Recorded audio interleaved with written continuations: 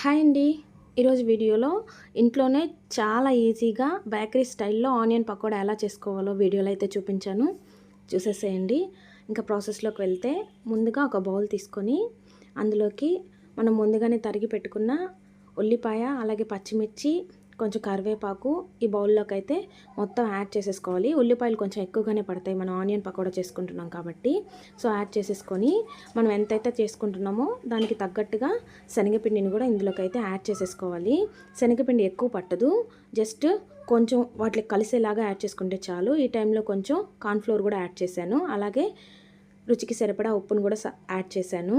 Cornflour బదులు మీరు బియ్యం పిండి ఉంటే బియ్యం పిండిని కూడా యూస్ చేసుకోవచ్చు, కార్న్ఫ్లోర్ ఉంటే కార్న్ఫ్లోర్ని కూడా యూస్ చేసుకోవచ్చు. ఇప్పుడు అలాగే ఒక టేబుల్ స్పూన్ అల్లం వెల్లుల్లి పేస్ట్ కూడా యాడ్ చేశాను. మనం శనగపిండితో చేస్తున్నాం కాబట్టి కొంచెం సోంపు కూడా వేసాను, ఫ్లేవర్ బాగుంటుంది కాబట్టి. కొంచెం జీలకర్ర కూడా యాడ్ చేశాను డైజెషన్ కోసము. జీలకర్ర కూడా కొంచెం యాడ్ చేసుకొని వీటిలో వాటర్ ఏం యాడ్ చేయాల్సిన అవసరం లేదు.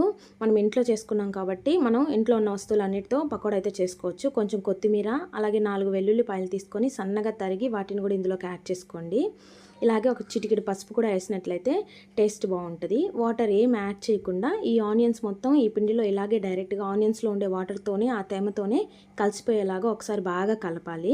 ఒక 2-3 మినిట్స్ అయినా బాగా కలిపి ఇప్పుడు స్టవ్ వెలిగించి ప్యాన్ పెట్టేసి అందులోకి ఆయిల్ని అయితే యాడ్ చేసుకొని ఆయిల్ బాగా హీట్ అవ్వనివ్వాలి. ఇప్పుడు మనం కలిపి పెట్టుకున్న ఆనియన్స్ అన్నింటినీ ఆయిల్లోకి అయితే కొంచెం కలుపుతూ వేసేసుకోవాలి. వేసేసుకున్నట్లయితే మనకి బాగా ఫ్రై అవుతాయి. ఆయిల్ అయితే ఖచ్చితంగా బాగా హీట్ అయి ఉండాలి. సో ఇప్పుడు నేను చెప్పిన విధంగా ఆనియన్స్ అన్నీ ఇలాగా చేత్తో అలా నలుపుతూ వేసేసినట్లయితే స్ప్రెడ్ అయిపోతాయి ఆయిల్లో మొత్తంగా. ఇంకా ఫ్రై చేసేసుకొని మనం ప్లేట్లోకి సర్వ్ చేసుకున్నట్లయితే మన క్రిస్పీ ఆనియన్ పకోడా అయితే రెడీ అయిపోయినట్లే. ఇందులోకి ఇంక ఎక్స్ట్రా ఫ్లేవర్ కోసం మనం కలర్ కానీ ఏం వేయాల్సిన అవసరం లేదు. హెల్తీగా ఇంట్లోనే ఇలా మనం ఫ్రెష్గా చేసుకొని తిన్నట్లయితే చాలా బాగుంటుంది టేస్ట్ అయితే. చూసారు కదా ఎంత కలర్ఫుల్గా ఎలా వచ్చిందో, టేస్ట్ కూడా అంతే బాగుంటుంది.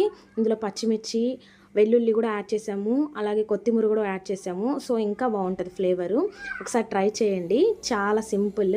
సో నా ఛానల్ ఎవరైనా సబ్స్క్రైబ్ చేసుకోకపోతే సబ్స్క్రైబ్ చేసుకోండి, అలాగే లైక్ చేసి షేర్ చేయండి. Thanks for watching.